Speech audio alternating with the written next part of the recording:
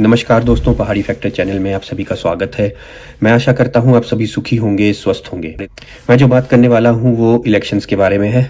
Election कोई छोटी चीज़ नहीं है और एक बहुत बड़ी जिम्मेदारी है जो हर एक नागरिक के ऊपर है, क्योंकि हम इलेक्शंस के ज़रिए ही एक नेता को चुनते हैं और वो जो नेता है वो ना सिर्फ हमारे क्षेत्र को रिप्रेजेंट कर रहा है, हमारे क्षेत्र के लिए कार्य कर रहा है, बल्कि वो पूरे के पूरे देश को भी रिप्रेजेंट कर रहा है कहीं ना कहीं।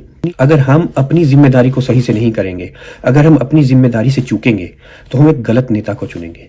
और गलत नेता को चुनने का मतलब है कि हमने अपने ही पैर पर कुल्हाड़ी मार दी। आपके पास ये पूरी शक्ति है, आपको पूरी की पूरी ये ताकत एक कॉन्स्टिट्यूशन ने दी है कि आप सही नेता को चुने, आप उस इंसान को चुने जो इंसान अच्छा कार्य कर सकता है। आज तक के जो इलेक्शंस हुए हैं और जो मेरा स्टडी है उस इलेक्शंस के ऊपर, आज तक मैंने जितना भी देखा है, जितना भी पढ़ा है और जो भी मैंने स्टडी की है, मैंने ये पाया है कि बहुत बड़ा हिस्सा इलेक्शंस का, कि बहुत से लोग कुछ कारणों के बेसिस पे, कुछ कारणों की अपने मन में रखते हुए ही एक पर्टिकुलर नेता को चुनते हैं। जैसे आपकी एक निजी पसंद है, मान लीजिए 4 लोग खड़े हैं, उन 4 लोगों में से आपकी एक निजी पसंद है, आपको वो वैसे ही पसंद है, चाहे आपको उसकी पर्सनैलिटी पसंद हो, चाहे वो आपको दिखने में बहुत सुंदर लगता हो, या आपको उसकी बात बहुत अच्छी लगती हो, उसको बोलने का तरीका आपको बहुत अच्छा लगता हो। तो अगर वो कारण है आपका एक व्यक्ति को चुनने का, तो वो कारण बिल्कुल सरासर मेरे हिसाब से गलत है। और ये मैंने बहुत स्टडीज में पाया है कि ये एक्चुअली में इसी तरीके से नेता को चुना जा रहा है। दूसरा जो कारण है जिसके बेसिस पे नेता को चुना जा रहा है, वो कारण है कि उस नेता ने कुछ ऐसे वादे किए हैं आपसे, कुछ ऐसे झूठे वादे किए हैं जो आपको बहुत पसंद आ रहे हैं। एग्जाम्पल देता हूं मैं आपको। एक इलेक्शन में एक नेता ने कहा कि मुझे आप वोट दीजिए और मैं आपकी बिजली मुफ्त कर दूंगा, या मुझे आप वोट दीजिए मैं आपके लिए पानी मुफ्त कर दूंगा, 1 लाख नौकरी लगवा दूंगा। इस तरह के जब वादे नेता करते हैं तो ये वादे झूठे वादे हैं, क्योंकि ना तो राज्य के पास उतना पैसा है, ना देश के पास उतना पैसा है कि सब चीज मुफ्त की जा सके, ना ही देश के पास कोई ऐसा प्लान है जिससे 1 लाख या 2 लाख या 10 लाख नौकरियां अचानक से पैदा की जा सके। तो इस तरह के जब वो वादे आपसे करते हैं तो वो वादे आपको बड़े अट्रैक्टिव लगते हैं, बड़े अच्छे लगते हैं। आपको लगता है कि यार ये नेता तो बहुत बढ़िया है, ये तो हमें मुफ्त में बिजली देने वाला है, मुफ्त में पानी देने वाला है, 1 लाख नौकरी देने वाला है, ये तो बहुत बढ़िया नेता है। तो आप क्या करते हैं, उस नेता को चुन लेते हैं बिना अपना दिमाग लगाए। और ये जो कारण है ये गलत है, ये तरीका गलत है। जो तीसरा है वो है एडवर्टाइजमेंट। जितना ज़्यादा विज्ञापन आप देखते हैं एक पर्टिकुलर इंसान के प्रति, जितनी ज़्यादा अच्छी बातें आप एक इंसान के बारे में सुनते हैं, आपका जो दिमाग है वो धीरे धीरे उस इंसान को पसंद करने लग जाता है। आपको पता भी नहीं चलता है कि आपने उस इंसान को पसंद कर लिया, क्योंकि बार बार टीवी पर बार बार आपको दिखाया जा रहा है, अखबारों में बार बार ये छापा जा रहा है और पैम्फलेट्स के जरिए, सोशल मीडिया के जरिए बार बार दिखाया जा रहा है कि एक पर्टिकुलर इंसान जो है वो सबसे बेहतरीन है और बाकी जितने हैं वो सब उल्लू है। तो आपको क्या लगेगा, वो 4 नेता जो खड़े हैं उनमें से जो एक नेता आपने चुनना है, तो आप उस नेता को चुनने पे मजबूर हो जाएंगे जिस नेता के बारे में आपने बार बार सुना है, क्योंकि वो ही नाम आपके दिमाग में जो है वो घर कर जाएगा। और ये भी जो तरीका है ये बिल्कुल ही गलत तरीका है, क्योंकि आप सही तरीके से कोई नेता को नहीं चुन रहे हो, आप फ्री विल से नेता को नहीं चुन रहे हो। आपको लगता है कि आपने फ्री विल से चुना, लेकिन आपने फ्री विल से नहीं चुना, क्योंकि आपको बार बार विज्ञापन दिखा करके ये साबित कर दिया गया कि एक इंसान जो है वो सबसे बेहतरीन है और जो बाकी 3 है वो बेकार हैं। तो ऐसा तो है नहीं कि अगर 4 लोग खड़े हैं तो चारों बेवकूफ़ हैं, हो सकता है कोई एक आधा हो, लेकिन मैं ये नहीं कह रहा हूँ कि चारों ही बेवकूफ़ हैं। तो आपको कुछ अच्छे तरीके से तो सोचना चाहिए, लेकिन आपको सोचने पर मजबूर ही नहीं किया जा रहा, क्योंकि आपकी सोचने की शक्ति जो है वो क्षीण कर दी गई है बार बार आपको विज्ञापन दिखा दिखा करके। तो ये जो तीसरा तरीका है ये भी गलत तरीका है। चौथा तरीका है कि जब आपकी एक पर्टिकुलर पार्टी के प्रति व्यक्तिगत सोच होती है या एक व्यक्तिगत जो है पसंद होती है, अब वो जो पार्टी है वो चाहे गलत फैसला कर रही है, चाहे सही फैसला कर रही है, चाहे सही इंसान को नेता बना रही है, चाहे गलत इंसान को नेता बना रही है, लेकिन आपने अपने दिमाग में ये सोच लिया है कि मैंने इसी पार्टी को वोट देना है, तो आप जाकर के उस पार्टी को वोट दे करके आ जाएंगे। और ये बिल्कुल जो है गलत तरीका है सिलेक्शन करने का, क्योंकि आपने जिस नेता को चुना आप उसके बारे में कुछ नहीं जानते। आप उस पार्टी के बारे में जरूर जानते होंगे, या उस पार्टी के बारे में आपकी कुछ लाइकिंग होगी, कुछ पसंद होगी आपको उस पार्टी की चीजें, लेकिन हो सकता है वो पसंद गलत हो सकता है पार्टी में वो सिर्फ 10% ही लोग जो है उस चीजों को फॉलो करते हो। लेकिन आपने जिस नेता को चुना हो अपने क्षेत्र से, हो सकता है वो नेता आपके क्षेत्र के लिए कार्य ही ना करे। तो ये चीज को अपने ध्यान में जरूर रखना है कि जब भी एक नेता चुनना है तो एक अच्छा नेता चुनिए। ये इस तरह की पसंद से, इस तरह की निजी सोच से आप नेता चुनेंगे तो हमेशा गलत फैसला होगा। तो ये चौथा तरीका भी गलत तरीका है। और जो 5वां तरीका है जो अक्सर लोगों को मैंने देखा है अपनाते हुए, वो या तो किसी दबाव में, या फिर जैसे शराब के लालच में, पैसे के लालच में, या किसी लालच में नेता को चुनते हैं। तो जब भी आप किसी लालच में नेता को चुनेंगे या किसी दबाव में नेता को चुनेंगे, या मान लीजिए किसी ने डरा दिया है आपको, डरा धमका करके आपसे वोटिंग कराई गई है, वो फैसला करेंगे, वो गलत फैसला होगा। क्योंकि ऐसे जो नेता होते हैं वो कभी भी जनता के बारे में नहीं सोचते। उनको कोई मतलब नहीं है जनता से। उनको पता है कि हम जनता को डरा देंगे, उनको पता है कि हम जनता को खरीद लेंगे। तो अगर जनता जो है वो ही गलत कार्य करेगी, तो जनता ही रिश्वत ले लेगी, तो फिर नेता जो है वो रिश्वतखोर ही मिलेगा। अब ये तो हो गई गलत फैसले करने के तरीके। तो सही तरीके से नेता कैसे चुने? अब देखिए, मैंने अपने तरीके से एक पूरा स्ट्रैटेजी बनाई है कि कैसे मैं एक नेता चुनूंगा जो सही नेता हो।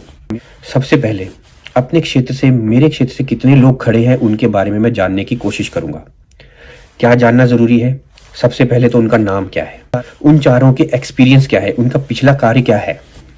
चाहे वो इंजीनियरिंग का एक्सपीरियंस रहा हो, चाहे इंडस्ट्री में उन्होंने काम किया हो, चाहे टीचिंग में उन्होंने काम किया हो, चाहे सोशल सर्विस की हो, चाहे कोई भी ऐसा काम जो उन्होंने किया हो, चाहे बिजनेस किया हो।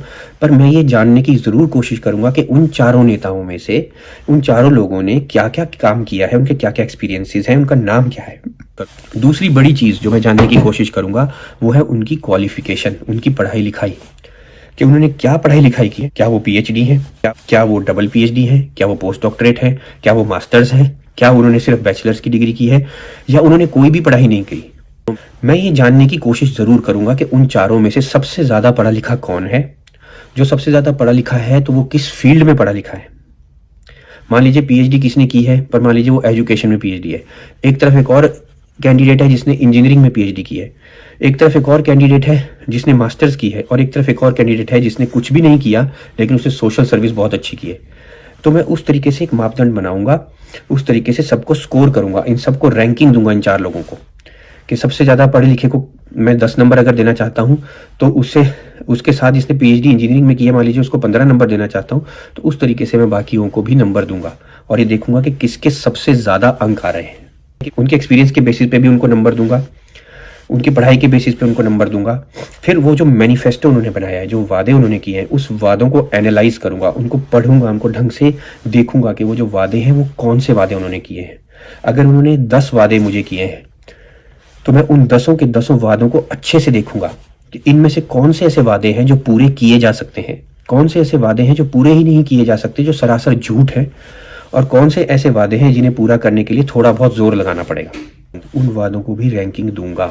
यानी कि 4 लोगों ने मुझे वादे किए, वादे जो है उनको अच्छे से समझूंगा, उन सभी वादों को मैं देखूंगा कौन सा ऐसा व्यक्ति है जिसने ऐसे वादे किए हैं जो पूरे हो सकते हैं। तो उनको मान लीजिए ये वो व्यक्ति है इंजीनियरिंग वाला जिसने ऐसे वादे किए हैं जो पूरे हो सकते हैं, तो मैं इसको जो है 10 में से 10 अंक दूंगा। मान लीजिए इसने जो वादे किए हैं उसमें से 8 वादे ऐसे हैं जो पूरे किए जा सकते हैं, तो इसे 10 में से 8 अंक दूंगा, और ऐसे ऐसे मैं बाकियों को भी फिर अंक दूंगा। फिर जो सबसे ज़रूरी चीज़ है वो उन नेताओं के भाषण को सुनूंगा, उन नेताओं के प्लान को सुनूंगा, और उनसे जब वो हमें मिलने आते हैं, जब हमसे वोट मांगने आते हैं, तो मैं उनसे डायरेक्ट बात करूंगा कि आपने जो ये वादे किए हैं 10 वादे, इन 10 वादों को आप पूरा कैसे करने वाले हैं, आपका प्लान क्या है। और फिर अगर मुझे लगेगा कि ये जो प्लान इन्होंने बताया है ये प्लान अचीवेबल है, ये प्लान जो है ये हो सकता है, पूरा हो सकता है, ये पक्का विश्वास हो जाएगा कि ये जो व्यक्ति है, इस व्यक्ति के पास इरादा भी है करने का, इस व्यक्ति के पास वादे भी हैं करने के, इस व्यक्ति के पास प्लान भी है उन वादों को पूरी तरह से अचीव करने का, अच्छी तरीके से पूरा करने का, और ये जो व्यक्ति है ये पढ़ा लिखा भी है, और इस व्यक्ति के पास अच्छा एक्सपीरियंस भी है।